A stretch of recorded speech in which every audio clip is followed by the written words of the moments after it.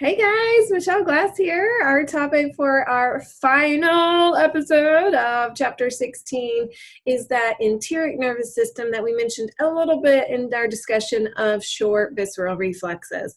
Now remember, our ENS is standing for enteric nervous system, and the enteric here is referring to the gut. So we're going to really see this coordinating the activities of the stomach and the small and the large intestine. And we'll see that those organs, the movement of material from each of those is very coordinated. And so it makes sense that that group of organs, that section of the body system really kind of has its own sort of dedicated division of the nervous system. So really this is going to be kind of like another division to the autonomic nervous system. So we've talked about sympathetic division and parasympathetic division, which are the two primary, but we can also then add to that discussion the enteric nervous system, which is our topic here.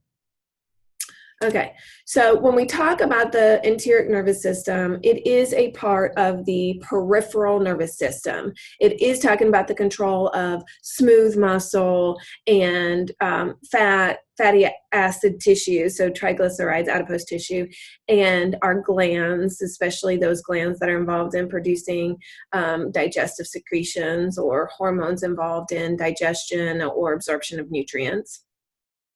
So it is definitely going to be a part of the peripheral nervous system, part of the autonomic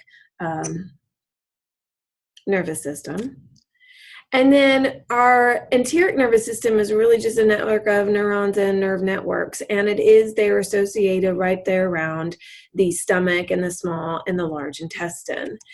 And this is basically then coordinating those short reflexes of the digestive tract specifically. So we can really think about this as kind of like the brain of the gut, okay?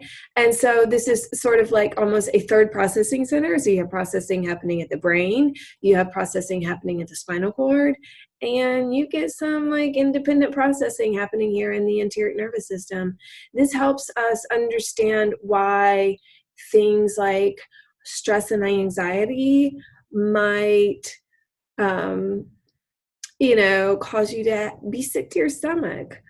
Either direction, right? So when we talk about the enteric nervous system, when we talk about these short reflexes of the digestive tract, keep in mind that the ENS is not the only thing coordinating the activity of the digestive tract. Of course, we have the sympathetic and the parasympathetic divisions innervating and controlling this body system as well. So I've kind of put the little equal sign there for my sympathetic division, because remember, we're going to see that for the most part, the sympathetic division is going to slow down or inhibit digestive activities, where the parasympathetic division is really going to stimulate the digestion of your nutrients, the movement of that material through the tract, and then also the absorption of those nutrients. Because remember, our parasympathetic system's little catchphrase is rest and digest.